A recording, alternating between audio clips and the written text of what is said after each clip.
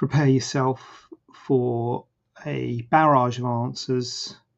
Answers to what I hear you scream, to the questions. That's what the answers are to, the questions. So it's going to be a mix of questions and answers here, and an approximately even split.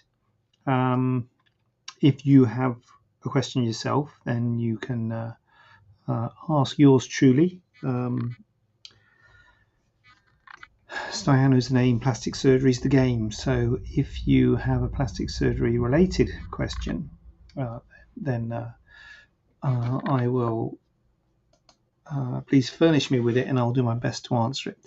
But if you want to know what sort of thing I'm talking about, well, let me tell you what sort of thing I'm talking about, because I've got a list of questions right in front of me. And I'm going to start with question number 1. What makes a cyst or lipoma form in the first place? Right, well, a cyst is a blocked hair follicle. There's hair follicles all over your body.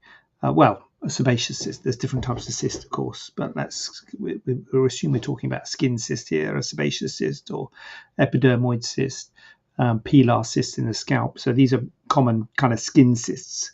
You can get cysts all over the place. You can get cysts in your kidneys, cysts in your brain, cysts in your liver. So, cysts in your ovaries. So you can get cysts in different places.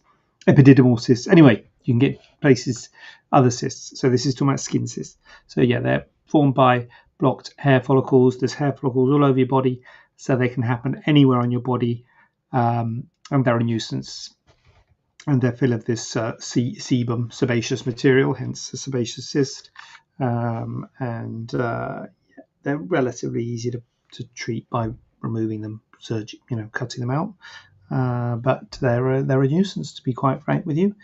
So what's a lipoma? Well, a lipoma is a benign tumor. It's a hamartoma, which means it's a collection of normal fat cells. So the fat cells are completely normal. They're not abnormal. They're normal fat cells, but there's just a collection of them in a certain area, and that is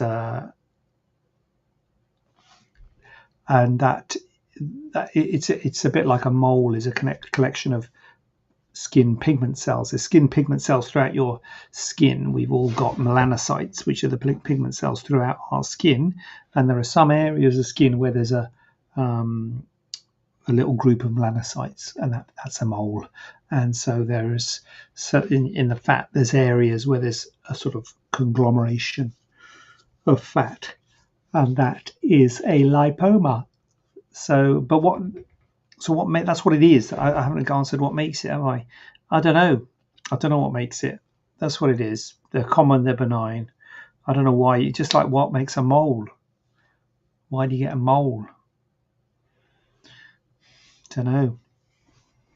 Bit academic, really, isn't it? Because it's just the way. It's just God. It's just the way God made you.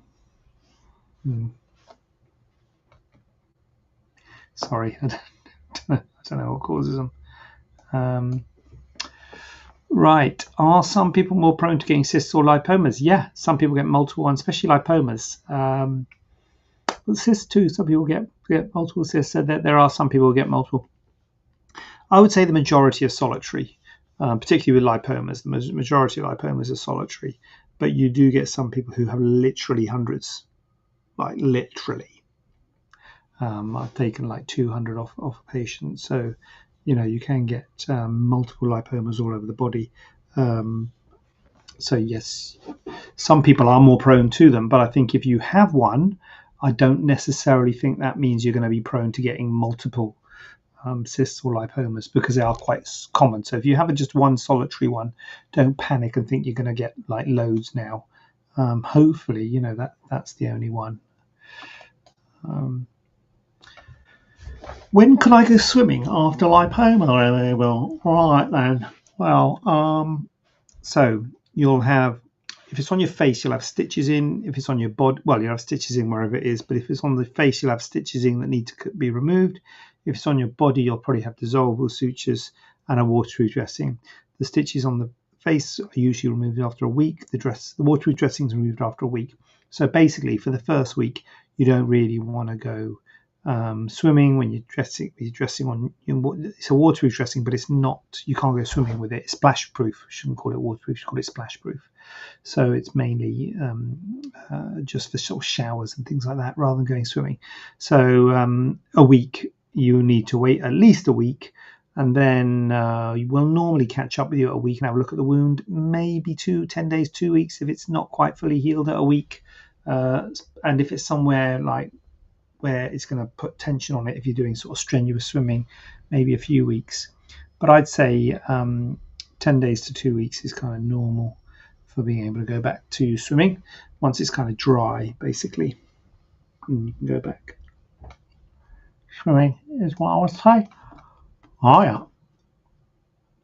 Hold on a minute. Why is my face has so much hair? Thank you. Well, Lola, thank you for asking a question. The good news is if your mole has hair growing from it, it's probably benign. So the good news is that is actually quite a favourable feature when moles have hairs growing from them. And it's not uncommon for hairs to grow from them, which can be favourable if you're a man and it's on your beard, but it's not so favourable if you're either not a man or if it's in a place where you don't really want to have hairs growing from them. So it's something that happens with what's called intradermal nevi, and they're usually benign. If we're going to treat it, that would affect how we treat it in terms of whether we do a shave or a formal excision. If it's raised, then sometimes for raised moles we use shave excisions, but the shave excision tends not to remove the hair follicles, so that would mean it would need an excision. But an excision of your mole would get rid of the hair follicles, and so you wouldn't have those hairs growing. But as I say, it is a favourable feature of a mole. So look on the bright side, although I understand how you may not be happy about it because you have to pluck it or shave it, things like that. So they can be a bit of a nuisance. But yeah, nice one, Lola. Nice one. Can I use makeup after having a mole removed on the face? Yes, well, not immediately afterwards, but certainly once it's healed, you certainly can. So again, you'd have stitches for a week usually, 5 to 7 days, and then when the stitches come out, sometimes it bleeds a little bit. So we normally say, look, wait a couple of days. So 7-10 days, you will probably find that you can put makeup on after 7 to 10 days once it's all like dry. Basically, you don't want to put it on if it's kind of bleeding or if it's a bit weepy. So yeah. But you can definitely put makeup on. We normally talk about scar management about 6 weeks where we get you massaging it. So you wouldn't be putting any massage or any pressure on it, but certainly you can sort of put makeup on or sun protection on it and things like that, because obviously you have to be careful with the sun. So, or maybe makeup with sun protection. So I think they make that these days, don't they? I have reason to believe. Thank you, Lola, very much for asking the question. To be honest with you, Lola, I love a bit of a live question. Encourage it. I don't know all my other audience. Come on, all of you.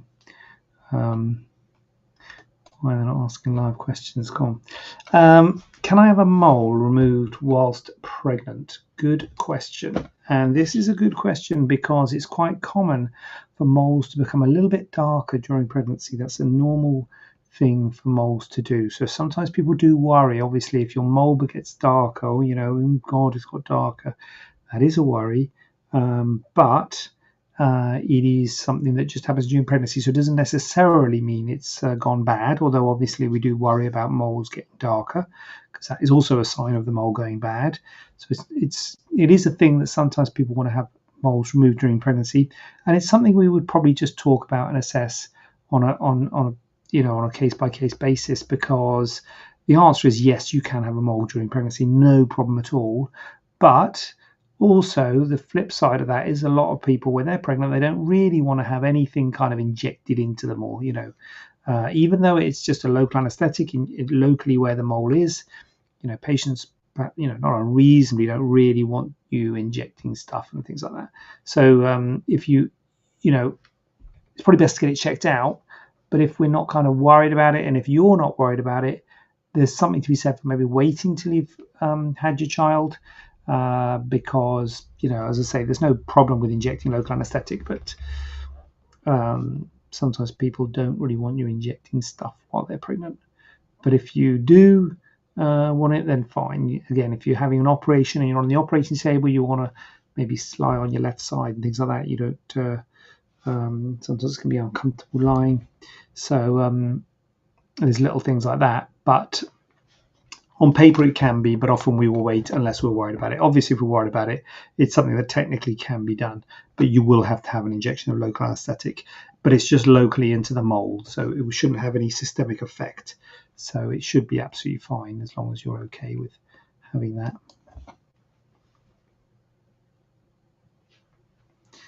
And how soon should I get a mole if it changes colour?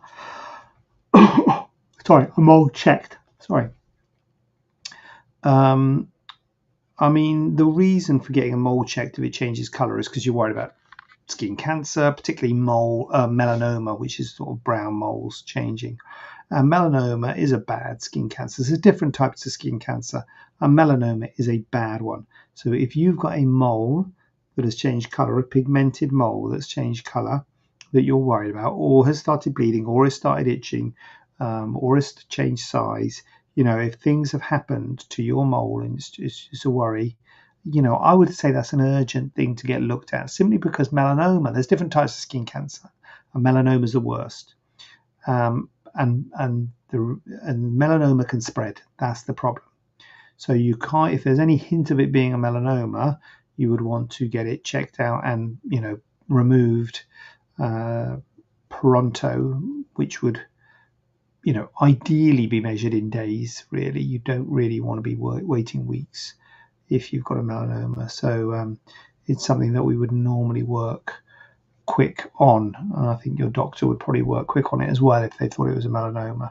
So yeah, how soon?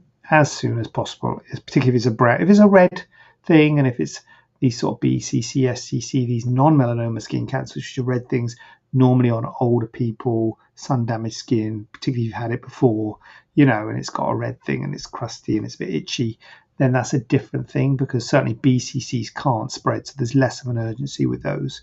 But if it's a brown thing, if it's a mole, if it's a pigmented mole that's changed, I would say a changing mole needs to be looked at. I'm not saying that all changing moles are bad. I'm just saying it would need to be looked at. And I would say that would need to be looked at urgently, as I say, within days. You don't really want to be waiting weeks to get your mole looked at, because it needs to get looked at. And if there's any worries with it, get it biopsied, get it removed.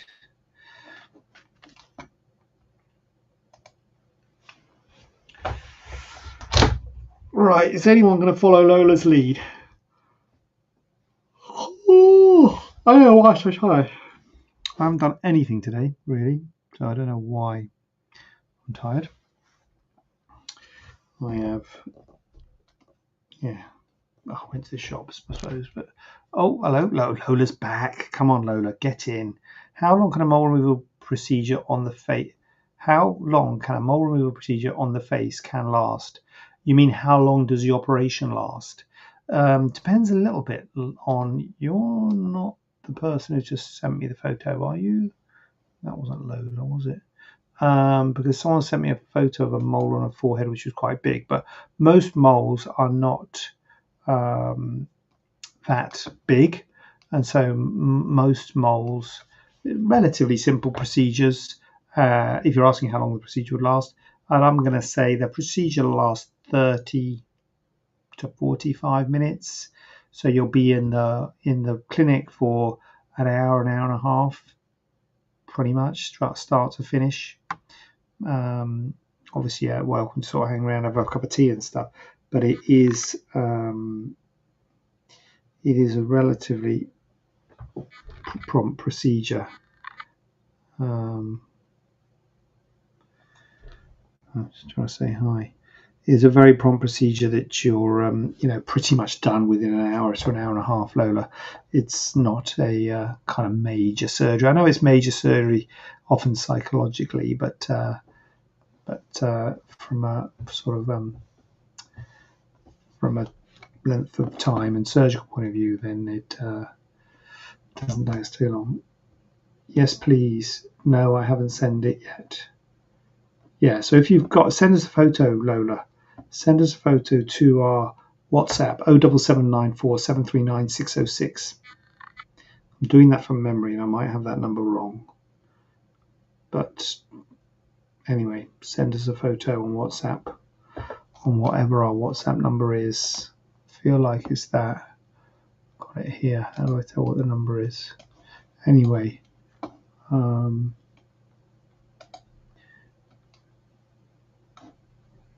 profile. So yeah, so if you, 07794 739 606. Is that what I said? So that's the WhatsApp number. So by all means, send us a photo, and we'll have a look at it. We'll let you know what we can do and how much it will cost. And something we're trying to do more of is this see and treat service, which we really think is helpful, not for everyone, but for people who they know they want their lesion removed. You can come and have it done on the same day. So you send us a photo, we tell you how much it's going to cost, and you come and have it done. We see you, assess you, and then if you're happy, we go ahead with it on the same day. See and treat, we call it. So Lola, you have absolutely carried this, I'll tell you. I mean, I don't know what TikTok and Instagram are playing at, but respectfully, they're probably usually like this, isn't it? But TikTok's been active. I don't know if anyone's staying, but people have been coming and going. I suppose we'll go and put dinner on. So I will bid you good night. And if you've got a plastic surgery related question, message me on 07794 739 606 or Instagram me, Facebook me, YouTube me, TikTok me, whatever. And I'll answer it, but I'll also do my level best to potentially, if you're lucky, you may get featured on next week's show. No promises, okay? But you might. Okay, Lola, thanks again for being there. And I will bid you good night. And I'm going to keep my eye out for your picture of your mole. Good night. Yeah, good night, Lola. So I'll keep my eye out and we'll let you know what's what. Thanks for getting involved, getting stuck in.